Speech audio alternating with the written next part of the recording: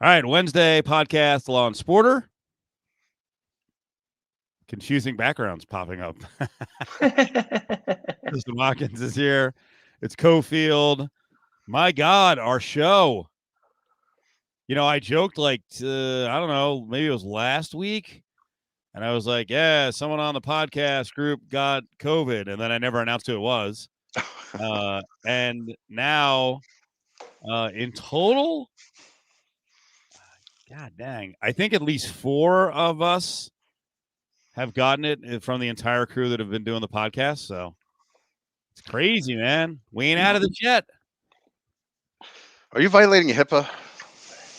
I was very very bland about that announcement. Like Dak Prescott accuses, wasn't he the one? Right. Yeah, they were asking him if he got vaccinated, and he's like, "I believe that's HIPAA. Yeah, I believe it's not HIPAA." we finally found someone who violated HIPAA. Steve Cofield. Yeah.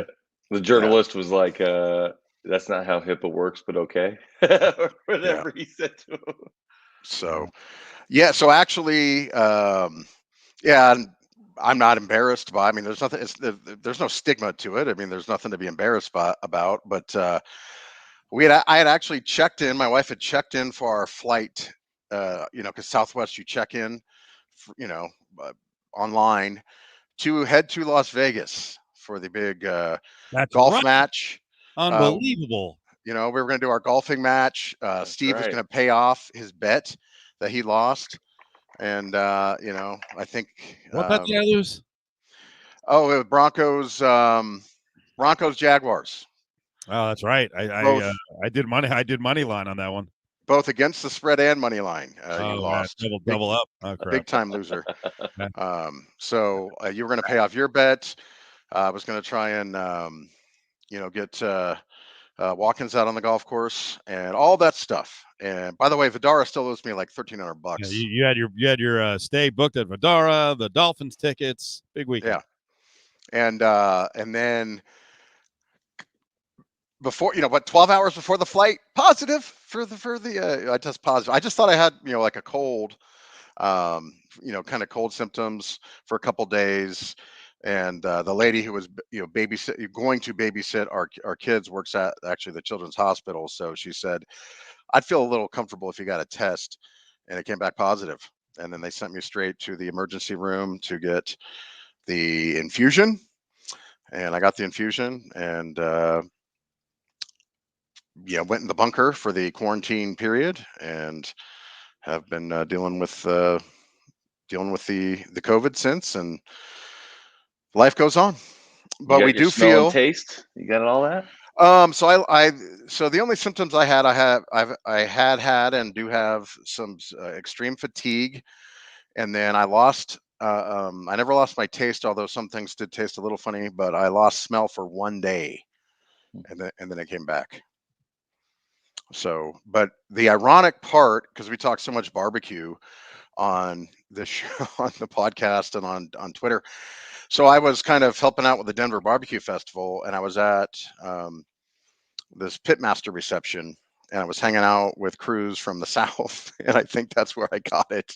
Of course, yeah. I was hanging out in close proximity, so such is life. I will have to say, Dan sent me a very nice. I don't think I've talked about this on the podcast. A very nice selection of meats, and he sent me a couple of Wagyu prime ribs, and I cooked them up. And my kids came and grabbed a piece, and they were like, "This meat tastes like candy."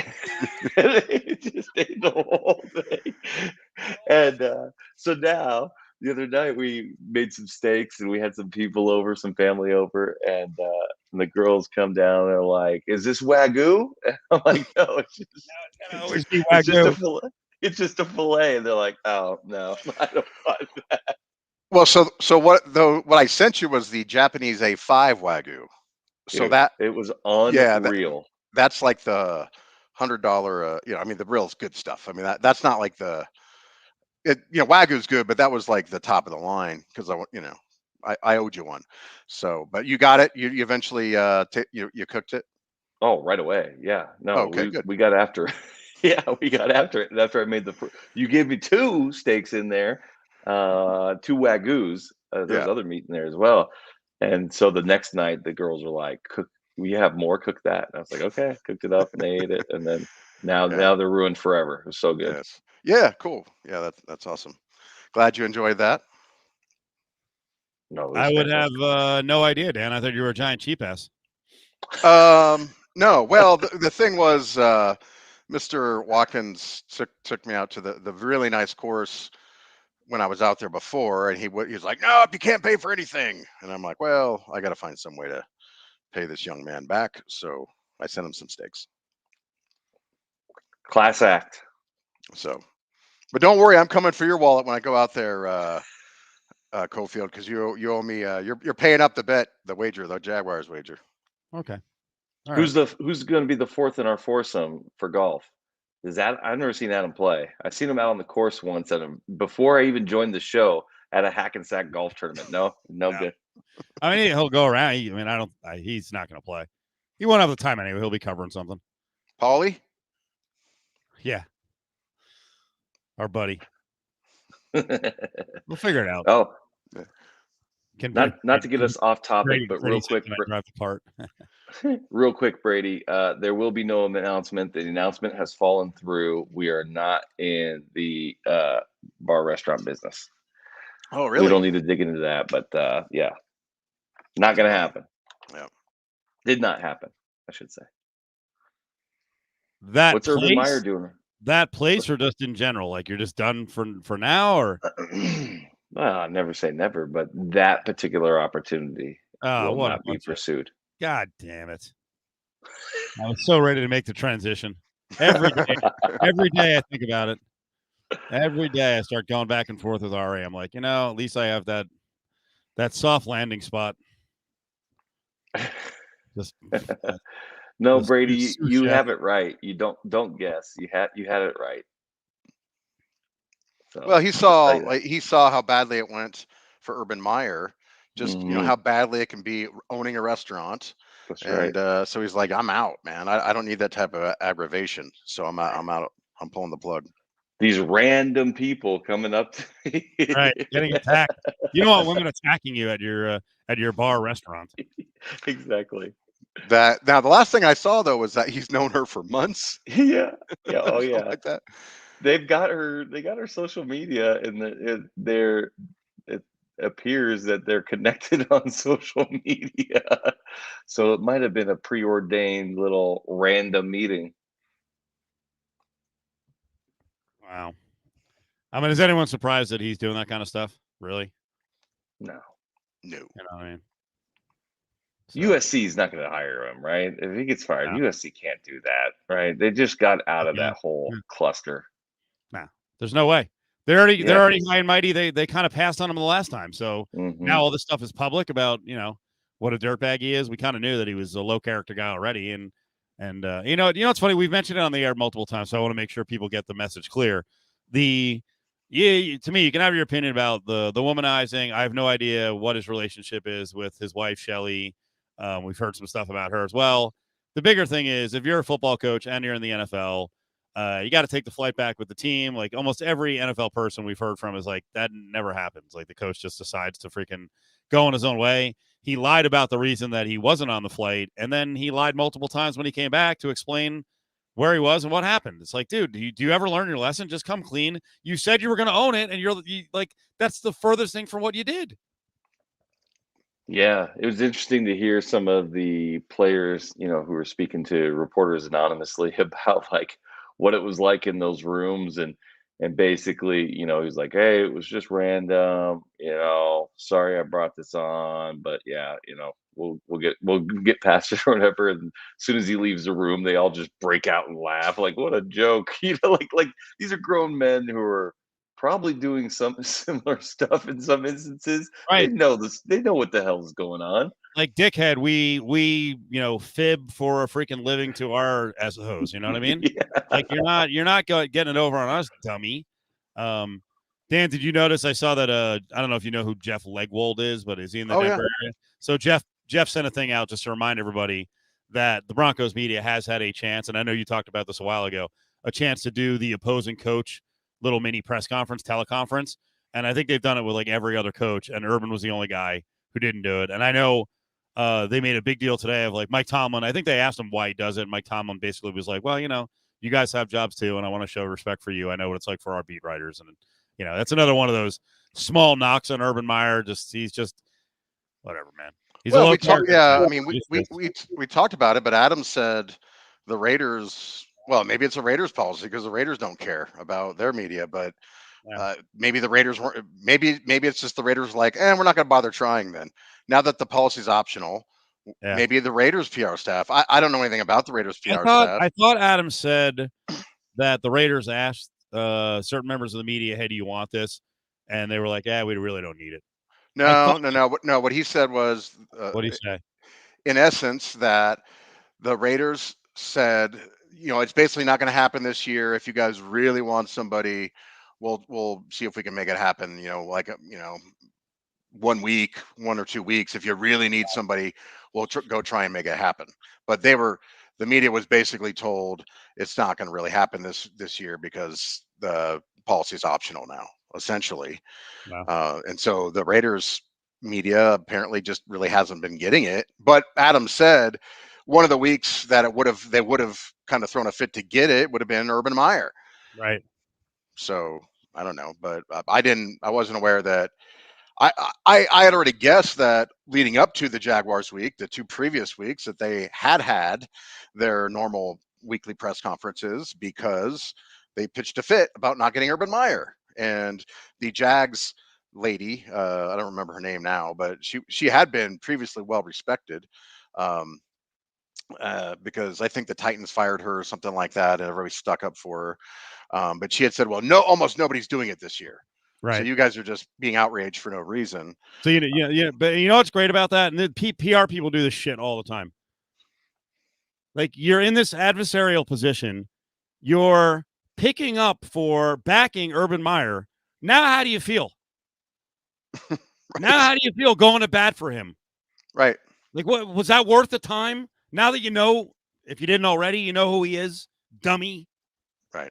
God. Yeah, your credibility, which before was pretty high. She was held in pretty high esteem. Now she's taken some hit on the credibility scale, and 2 weeks? 2 weeks later, shot. I don't know. It's easy to pile on the guy, but I mean, this is one of those where a lot of people are like, "What? Why are they hiring him in the NFL? He's not trustworthy. He can't coach on this level." So I wanted to ask you guys about Dan. I don't know if you saw it, but an attorney out of Florida broke the story about UNLV basketball got a NIL car deal. Technically, it's a $500 a month allowance for every one of the 13 players on the roster who's on a scholarship. They can get a car from Findlay Toyota, which includes the whole Findlay group, which is dozens and dozens. Well, maybe not dozens in Vegas, but whatever, 8 to 10 different dealerships, or they could just use the $500 for something else. So I'll start with Dan. What do you think of this? Because I didn't really see anyone break it down. I saw mostly people make jokes about the Tark era, and others were like, "Oh, now they can come above board with the cars they get." Yeah, I read the article. Miami's entire football team, gets something similar from like an MMA gym. I just got to say, Justin Watkins, you lied to me, man. You said it would all be tied to each particular athlete's marketability. They wouldn't just be blanket checks. Now it's out of control, Watkins. What's going on here? No, I'm just poking fun at Watkins because he was on this. He and I were going round and round on it in the beginning. Until they get more of a handle on it. I mean, this is harmless, right? I mean, it's UNLV. You guys are kind of in the mire, and it's only a little basketball team, and it's a $500 stipend. I mean, some of that wasn't that good a deal. Like they were saying, players might having to be kicking in $200 on their own. We're so early in this kind of thing as it is. I don't think we've seen the whole ramifications. Now, 2 years from now, when we've seen huge money getting thrown around, and like Watkins had said, like, are people going to self-regulate? Like, are they going to turn each other in? Are they going to start raising legal challenges if this is being abused? Like, that's probably, I don't know, a couple years down the road. So we're really going to see how this thing is going to ultimately, bear out, from a regulation standpoint or, a self-policing standpoint. But, for UNLV, I guess it's great. It's nice for them to have that little, incentive. But, this wasn't earth shattering for me. Yeah, I mean, I don't think I ever said everything will be individual to a player. I'm talking about like big endorsements. I think these little ones, the couple $100 a month across the board, I'm all for the creativity of it, and I feel like if your school or your boosters are not trying stuff like this, then you're gonna become a dinosaur, and I think this will really come into play and come into fruition in the next like 3 to 4 years, like Dan says, because you're going to have kids in high school now who are going to start building their image for college. Not that they don't already, but it's going to be in a different way. It's going to be in a monetizing manner rather than a follower manner. And so I would think that these kids are going to get up to speed, these freshmen, sophomores, and juniors now, maybe not the seniors, maybe a little late for them, but will really get up to speed, and the recruiting is really going to change here in the next couple of years, where they're going to come with questions of like, okay, well, what kind of endorsement deals do you got? What am I going to get? Where's my money going to come from? And I'm all here for it, man. I like it. I like the creativity. Anytime that there is a drastic disruption to the norm that allows for creative and outside of the box thinkers to change the game, figuratively speaking, I get excited to watch to see what's going to happen, and that has never really been a possibility in the NCAA for my lifetime. It has been so regulated, all the way down to the bagels and donuts that these kids could eat, that it just never seemed like a possibility. So the fact that we're here now, I love it, and I would hope if you're UNLV and you're a booster and you're trying to bring back the glory days, that you would jump right on board with something like this, and get creative.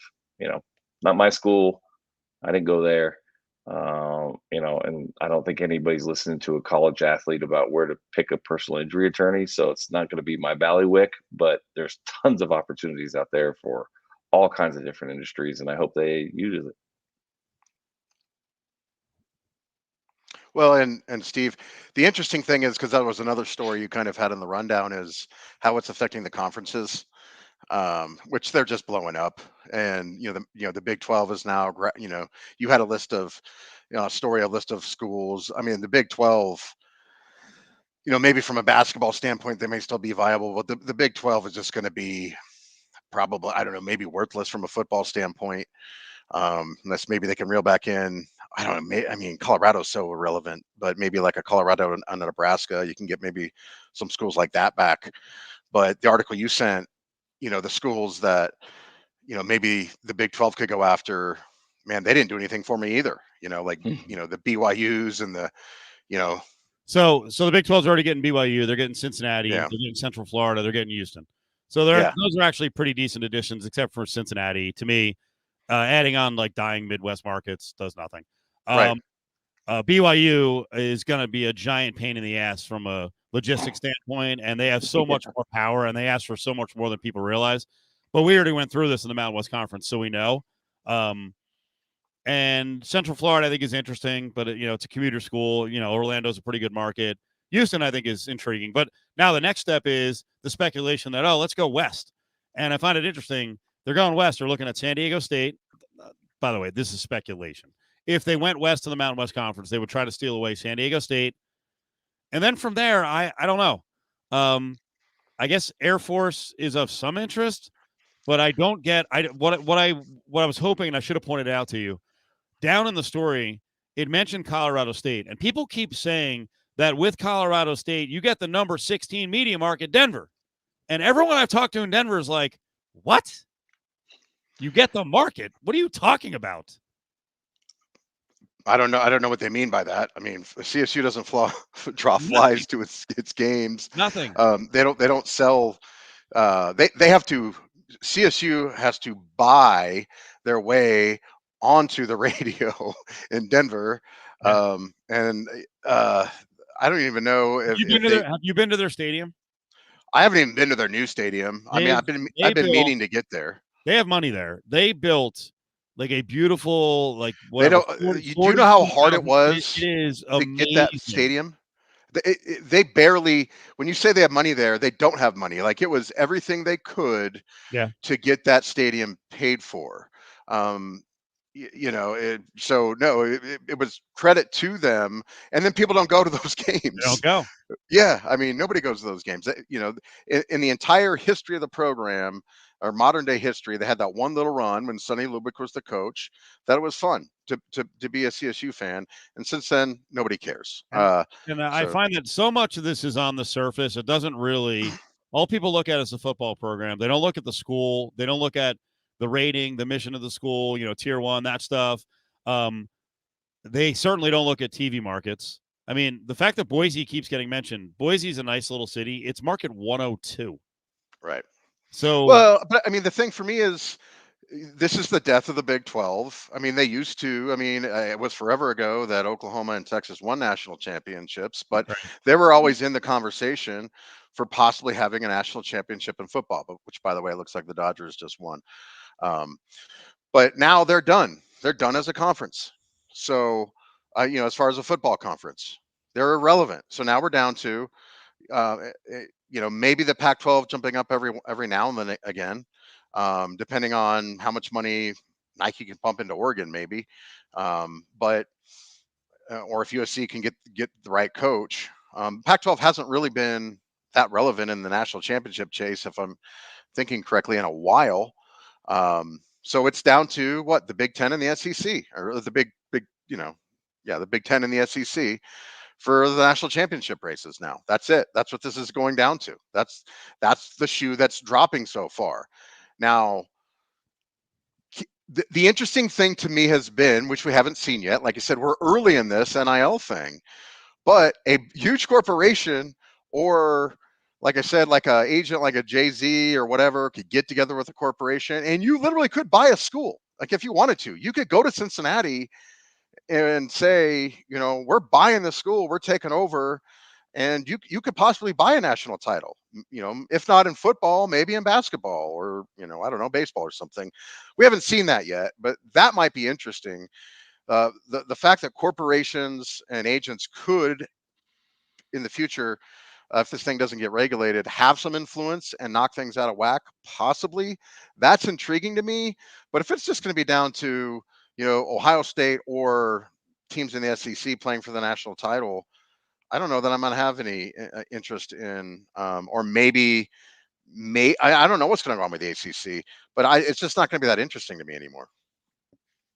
I don't know. I mean, corporations have been buying schools for and competitiveness on football for the past 20 years. I mean, you got Nike at Oregon, you got Under Armour at Maryland, you got T Boone Pickens for Oklahoma State, right? Everybody's got their whale, and of course they get to, the haves and the have-nots anyway. So that part's not new. What I think is interesting about this NIL is, you can sort of spread that influence across a community so that these bigger cities, I think, are going to have that traditionally have not had great football programs outside of, I'll say, USC, and I'll even throw University of Washington in there, even though it's been a long time since they've been on the national stage, although they did make the playoff. Those metropolitan areas now, I think, have enough businesses in the world of NIL that I think they're going to become more competitive on the football scale than they previously have been. Like, the thing I've always said is, like, how is San Diego State not fantastic at everything? How is UCLA not fantastic at everything? I mean, they're at UCLA especially, their campus is amazing, their school is good, their location's amazing. Why aren't they just the best at everything?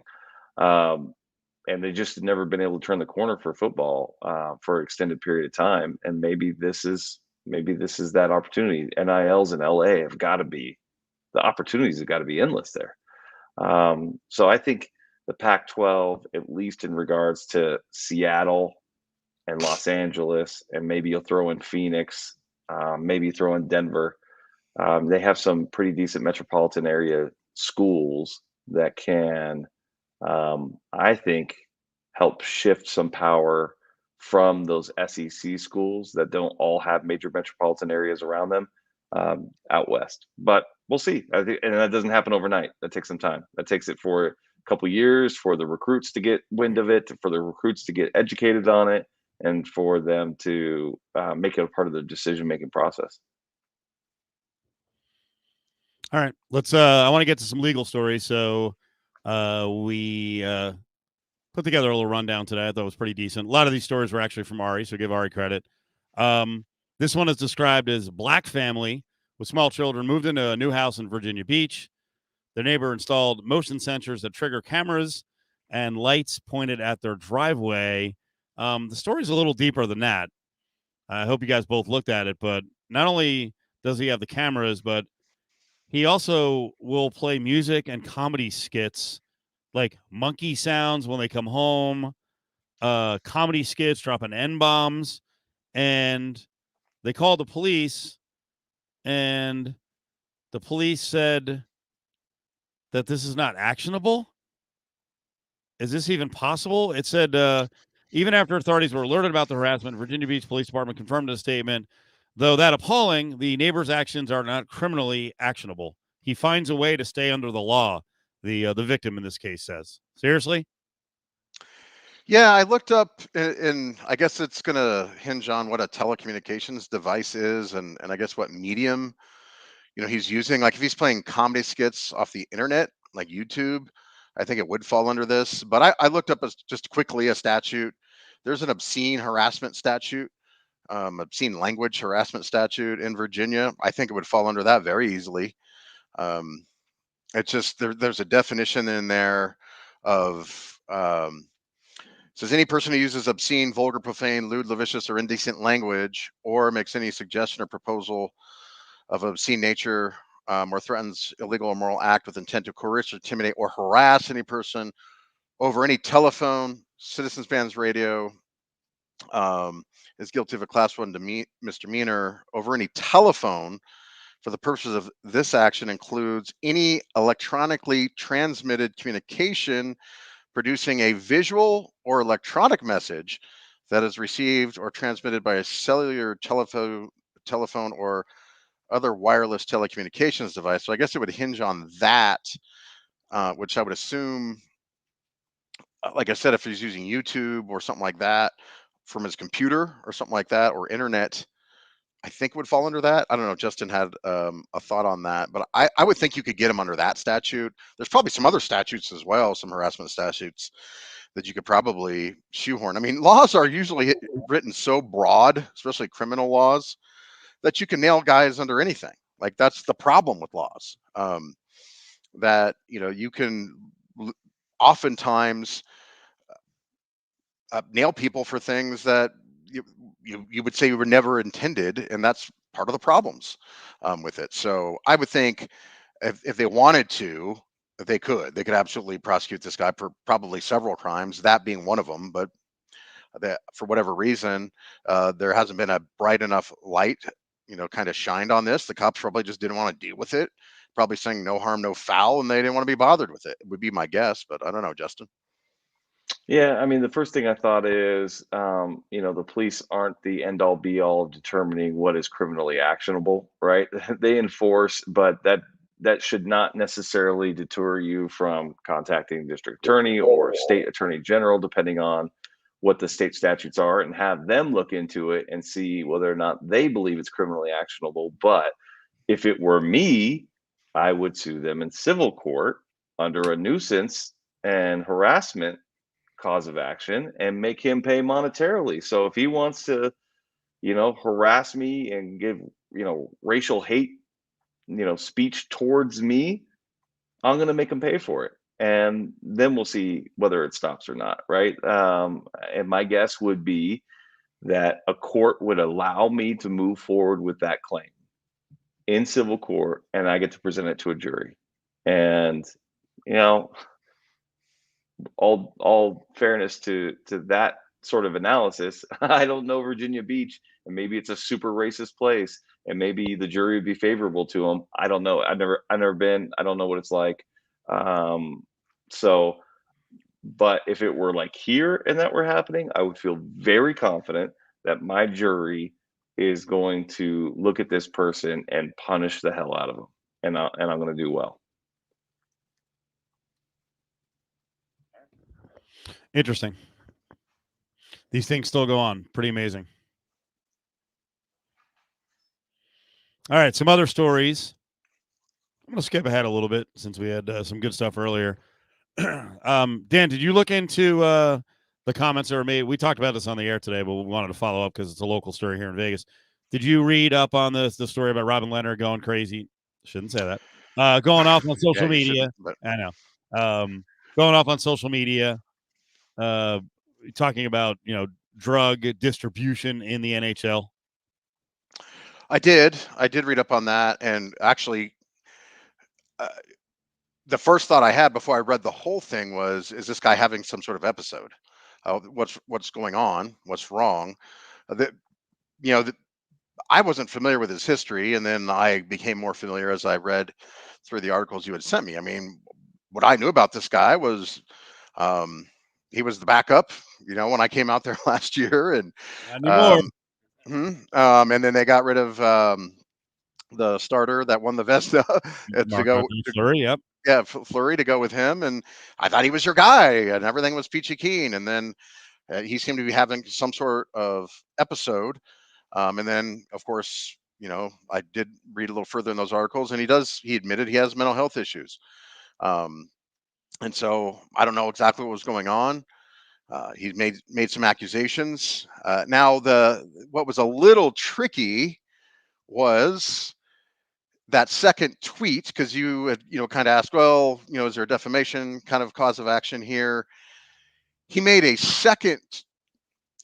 He drugged that coach in there. He drugged the coach in, but it wasn't clear. It wasn't entirely clear that he was tying those two allegations together, because he says, oh, that coach is a dinosaur. He treats players like robots and not humans. So it wasn't. I don't know that it was entirely clear he was making a specific allegation that one particular coach was doing the same and proper thing. I think he probably was, because he's saying I have proof. So things got real dicey there. And then, of course, he had a meeting with, I think, the Players Association or the league, and everything was kind of hunky dory, and they kind of settled him down. So they're trying to kind of make the thing go away. Just a really weird incident. Sound about right, Justin? Yeah, I mean, I don't think there's any, as we talked about on the air today, I don't think there's anything that's actionable. It's hard enough for us all to follow exactly what is said and to determine what we think he means by some of those tweets. And a lot of that's language barrier. I don't think he intends to be vague or intended to be misunderstood in any way, but it is hard to follow exactly what he's saying. And I agree with Dan exactly. Yes, he said the coach says that the players are robot or treats players like robots, and he's a dinosaur and he should go. And in the previous tweet, he is talking about, teams pushing drugs onto players, but I don't think he made that connection. The coach thought he did and came out and said, hey, I don't do that. I've never pushed pills on any player. The team came out and said, I thought, the headline was the team denied. I did not say that. Did not read that in their response. What their response was, we don't make any medical decisions. That's up to the doctors. And as far as we know, all of our players receive adequate care. They literally said that. We have no knowledge of whether or not their care is good or bad. Like, if that's their stance, that doesn't sound right to me. Right? If they truly are saying, hey, all medical decisions, we're out of this, and they have players who are, popping tons of Ambien and are on all kinds of painkillers and are all wired out, and their doctor's doing that and they don't step in, that's inappropriate. I think you you have a greater role to ensure the health and safety of your players totally, mentally and physically. And just saying, oh, we leave that to our one team doctor, whoever that may be, I think is irresponsible. And I doubt that that's the way it works. I don't believe that statement. Real quick, because I think we're probably maybe moving on from this topic. I'm watching the locker room celebration from the 106 win defending champion Los Angeles Dodgers, spraying champagne and booze like they just won another World Series. Like, you just won the 1-game playoff to go actually play real playoff baseball, and they are going completely insane with the champagne. I'm not a baseball guy because, I think it's really more just sports entertainment at this point. Like, they've kind of jumped the shark as a sport. But am I off base here? Like, is that necessary? Is that It doesn't called bother for? me. It doesn't bother me. Yeah, it seems a little weird. I mean, I guess you could go with act like you've been there, but what do you think it's going to throw them off? They're not going to be focused for the Giants. Well, no, I'm not saying like, they it's inappropriate. I just think it's a little over the top for the defending champions that won 106 games. That, I mean, you're the Dodgers. I mean, this isn't like you're the Rockies that hang the wild card banner. Like, literally hang a banner when you win the wild card. Wild card champions. Like, you're the Dodgers. You really should have won your division. Like, what are you doing? Like, okay. Like, are you that excited to, win the 1-game wild card playoff? Right. Brady joking. Kansas football fans think they're over celebrating. So Kansas beat that FCS team at the beginning of the year, and the students rushed the field. And Brady, I missed your question. You need 6 of 8 jurors in civil court in Nevada. All right. 3/4 to win. One last thing on Leonard, and this is more about being a fan. And Justin, you were starting to go down this path on the air, but we never really addressed it. Robin Leonard stuff on social media. They picked the goalie. They picked the goalie. This is their guy, and I'm gonna say this is not a right pat on the back because I don't know what's gonna happen, but I've explained from the beginning, right, that my choice, and this is part of it, would have been Fleury. So I'm just, He's the same age as you, Cofield. I went on who Fleury? Yeah. Fleury. Well, my choice would have been Fleury for a couple more years and trade Leonard and try to get something for him. This is part of the Robin Leonard experience that could backfire because it's not only ranting about, drug use around the league and, player abuse. It is him going back and forth with the fans and the Fleury fans. And it's going to be at least, a couple of times a month. And we know it's probably going to be more. Yeah, I mean, and I said this on the air, when I saw all the tweets, and I saw them, I follow Leonard, so I saw them in real time when they popped up. I was like, oh no, don't do this, don't do this. Come on, the season starts next week. Like, we don't need this, man. We don't need it. When I step back from the fandom and I look at like what I think he's trying to accomplish, and clearly there is some validity to what he is saying in the way that the NHL responded here. Because what Leonard said was, I've been trying to get their attention and talking to them about this for years. I've been talking to them about the Ambien crisis that's in the league, about the painkillers that are being, overprescribed, how it's affecting mental health and how it's affecting the long-term physical health of these players for years. And they have been unresponsive. And so I went to the public. And in response to that, they have agreed to address this in some fashions, which I have agreed to not specify. And in exchange, I will not be commenting any further on this publicly. That's the deal. If they stick with their deal, I'll stick with mine. And as a human being, for somebody who's trying to improve the lives of others, I mean, how can I hate on that, right? Like, I just can't. He's clearly not doing it for himself. He's already had his addiction problems. He's already overcome them. he's, now fighting purely for other people's health and safety. It's a pretty selfless act. Now, if you say he's doing it for attention and that he likes to have that, I can understand that argument. He says he's uncomfortable doing it, but he thinks it's necessary for his sobriety and for his life goals to do this when he sees a wrong. Okay, okay, as a fan, I would rather have, hey, Fleury's back there. Everybody loves him. He's the ambassador of the whole league. There's nothing bad to be said, and he's got the biggest fandom everywhere he goes. He's the most popular person. That's all. That's all great. But I think we can't ignore, if you're going to give that analysis, if you're going to say that Leonard mixes it up and Fleury doesn't, you can't forget the sword in the back. And there's no way that Fleury didn't authorize that. He did. He did it during the playoffs, in the bubble, at the wrong time. So you can't look at and say that Fleury wasn't doing that stuff too. When he didn't get his way, when he didn't like what was happening, he did it. But he's pulled the wool over the eyes of lots of fans who feel like he's a victim and can't say anything wrong that he's ever done. So it's pretty crazy. Yeah, Brady's right. VGK Karens love Fleury. That's right. God, yeah. That's right. So I mean, I'm all in on Leonard. I like Brossoit. Well, I wouldn't be that kind of player. I probably wouldn't be the one mixing it up on Twitter. I'm not that kind of person, but he clearly is. And you know what? He's proven that he can perform at a high level while he does that. He's done it for 4 years now. So let's see.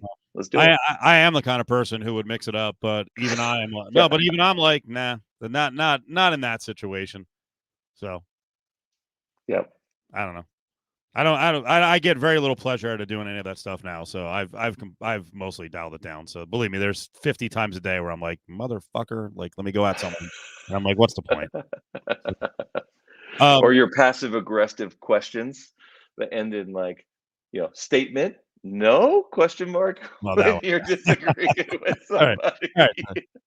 So I do it differently. I got to get your take on Evander Kane, his latest issue now. And this is a pretty serious one, and we'll see if it leads to anything. Justin gave us a skinny on fake vaccination cards. So what do you think of this one? And who would actually go after him? So he's faked for the purposes of work, right? It's alleged he's faked a vaccination card. And he plays in New York. Is that right? San Jose. San Jose now? Okay, I'm sorry. I was going to say he's a big star in San Jose, but his star is kind of falling a bunch because of what's going on on the off season with his lady and also with the gambling. Yeah, his alleged gambling that they said they can't prove, and his money bankruptcy, his bankruptcy and all that stuff. Is that illegal in California, Justin? What, to falsify a vaccination card? Yeah, it's illegal in the United States, right? I mean, it's 5 years of felony prison. It's a federal crime. Now, what I was sort of saying on air earlier, and you'd have a better feel for this having had criminal experience, is it seems, we don't know the full extent of this, but it seems as though this fake card was presented either to the team or to the NHL, or to the NHL through the team, and not to any sort of government entity by him yet.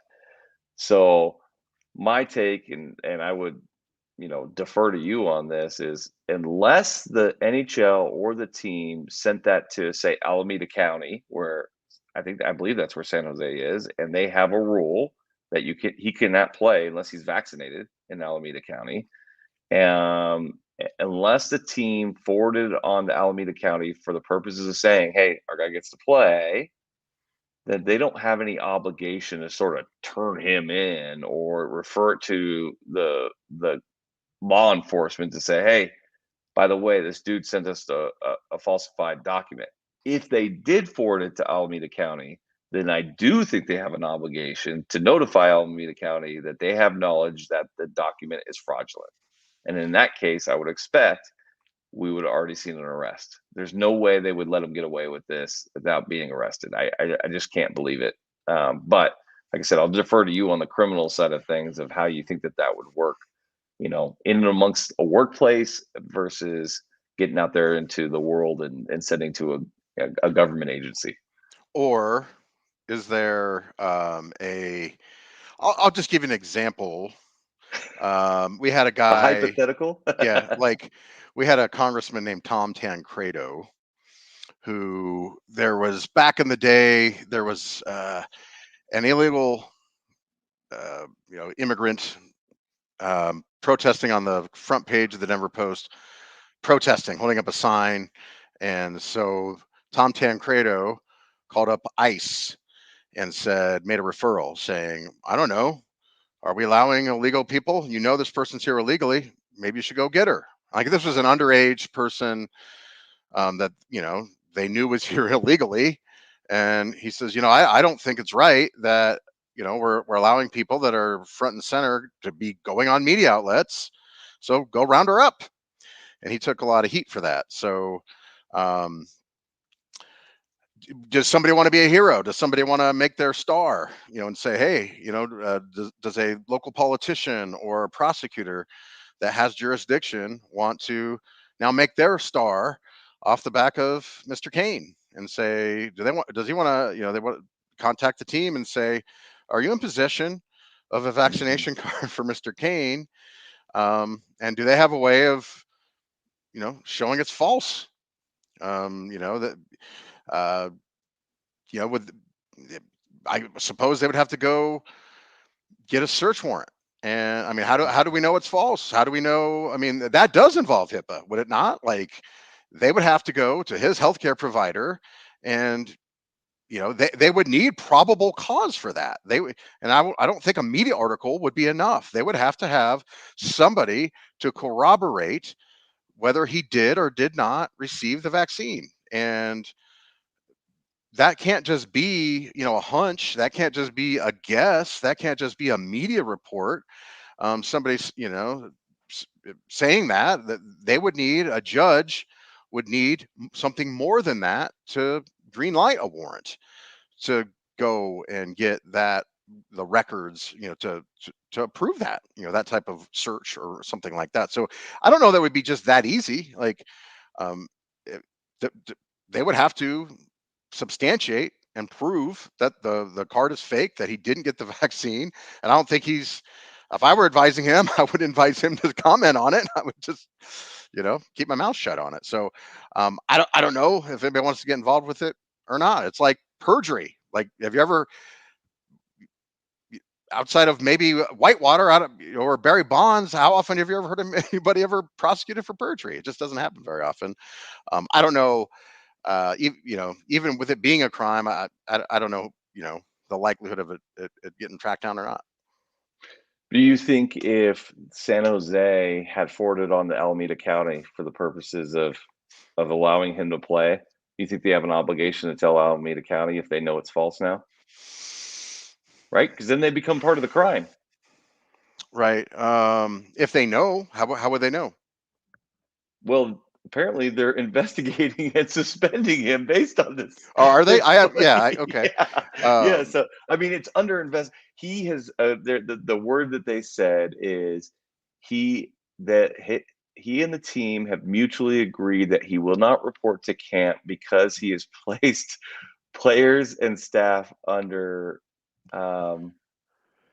undue health. If it's been corroborated, that's a whole different kettle of fish. If it's been corroborated, and he's turned over, if he's falsified a document that's been turned over, that would be, I would say, highly problematic. I would say that, yeah.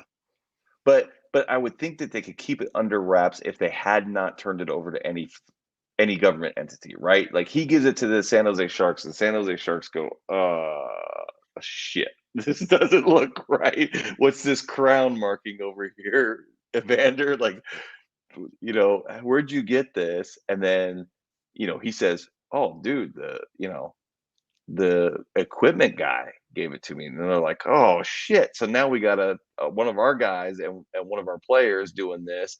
and they notify the NHL, and the NHL says, all right, we're going to do an investigation. Let's figure out what's going on. Right. But they've never turned it over to anybody. They've never presented it to anybody. I don't think at that point they have any obligation to tell law enforcement about it. Right. I mean, no more obligation than you or I if we have it. But if they became part of the crime unwittingly by turning it over to, say, Alameda County, then I think that they, from my perspective, my advice would be like, you need to go tell Alameda County that this shit's false, because otherwise you're in trouble too. Well, you can't advise him. You can't advise him to do that. But No, you, I'm saying you the could, team. yeah, If I'm a team yeah. advisor, right. You could say, we have reason to believe that, maybe we gave you some information, but I don't know that, I don't know that they have to turn these over. I think you just have to be in compliance. And if you are audited, or you have a good faith duty to be in compliance and to keep records. I have no idea how they're regulating that out there. Me neither. I can't. But I would if you want imagine they have to to keep a log, and they have to make sure that people are in compliance. But if you want to go to a Raiders game, you got to upload your vaccination card, right? But that's their policy. That's the Raiders' policy, isn't it? Right. But the policy of the state is, if you aren't going to require masks, everybody has to be vaccinated. If you're going to allow unvaccinated, then you have to require masks for everybody, right? And they're playing at a county-owned stadium, right? And so if they upload it into Clear and they host a game that is, all vaccinated people, right? And it turns out that they had knowledge that one of the cards that had been uploaded was falsified.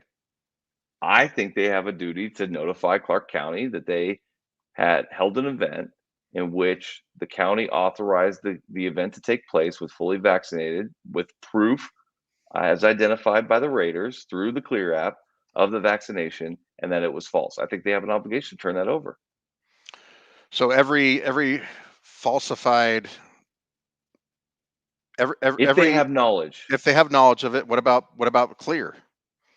Right. I think Clear has Right. to tell the Raiders if they have knowledge of it, right? I mean, that's why they hire them, right? Clear is supposed to be there to say this looks good or this looks bad, right? Right. That's supposed to be their expertise.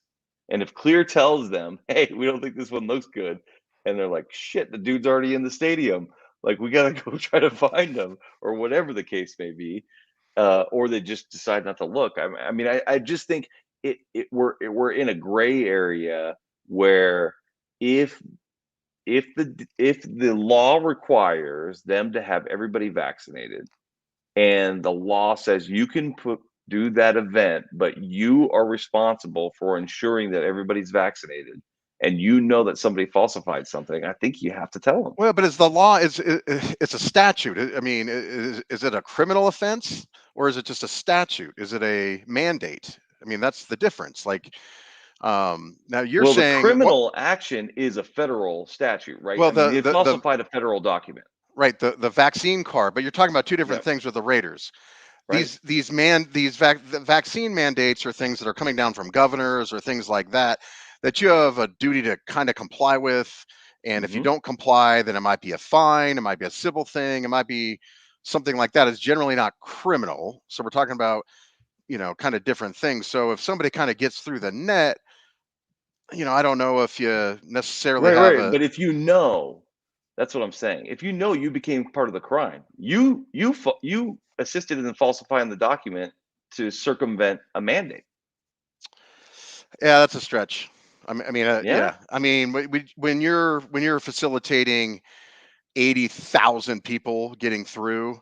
No, I'm not saying accidents can't happen and you can't catch everything, but if you know, like if in the San Jose Sharks situation, they look at it and they're like, fuck.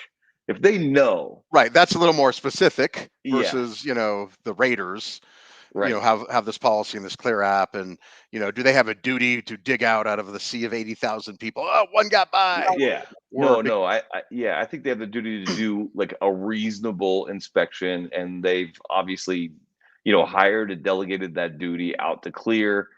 That's the best we can do under the circumstances. I totally get that. I'm not saying they got to go through and fucking, black light every vaccination card to make sure it's got some special watermark. I'm not saying that, but I'm saying in the unlikely scenario that they knew that they had falsified vaccination cards, which rumor has it can be had in the parking lot of Raider Stadium, then I think that they might find themselves in some hot water. Interesting. Well, it's what's Yeah, interesting. I just want to jump in real quick. Justin, I asked you on the air today, whose responsibility is it to go take care of these morons selling fake vax cards? It just hit me too. It actually is on who owns that property. We do, or the Raiders county. do? We do. The county land. Yep. All right. Yep. Well, that's what I was going to say. Is also if it's good, if it's going to be a big deal, if we're going to federally prosecute all these people, the fake vax cards, it's you can expect like the Raiders to be like the prosecuting authority. I mean, then you need to have if you're aware of it. If we're talking about it on this podcast, I would think the authorities, federal authorities, should get their butts down there. I would guess. I don't know. No, I'm sure that they are, right? Like it's a big enough story now, and it broke now. I mean, they tried to keep it. Clearly, they tried to get around saying Evander Kane submitted a false vaccination card, right? Said the team and Evander Kane have mutually agreed that he will not participate in camp. I don't know. I mean, I don't know how much time you give people for. I mean, you have people. I mean, not to get well. I guess I don't want to get up on a tangent, but I mean, we're starting to see some of the sentences coming down for the breaching of the Capitol, and they're not getting that much time. I don't know how much time they're going to give people for a fake vax card. I don't know what they're going to do. I mean, I think in a public, probably nothing. Yeah, but when it becomes public and it's in the news and it's something like this, I don't think it'll be nothing. But you can't sentence him in a criminal matter. You can't sentence Evander Kane any differently because of it being in the news or a celebrity than anybody else. You have to treat him like every similarly situated defendant. You cannot. Right, but that's not how it works. I'm talking about real world applications here, right? There's the Martha Stewart sentence, that happens because it's public. And I would imagine, I just can't believe that they would have somebody thumb their nose up at all the federal government. Look at the college tuition people scandal. Like, they had those guys going to jail for like 2 months, like or 1 or 2 months. Like my guess would be they would, these are probation type sentences, unless you can show that, because of, there was an outbreak or something like that, that these people, there was a whole nest of people violating with these things and it led to like some severe outbreak. I have a hard time. I mean, they're not going to hand out stiff prison sentences for violating this federal statute regarding falsifying vaccine cards. Like, that's just not the way it works. All right. Good deal, guys. We appreciate Dan doing it. Dan's coming out of a bout with COVID. So we will we went pretty long. I was going to say we're going to cut it short. We're not cutting it short, but we're back tomorrow night. Dave Koch and his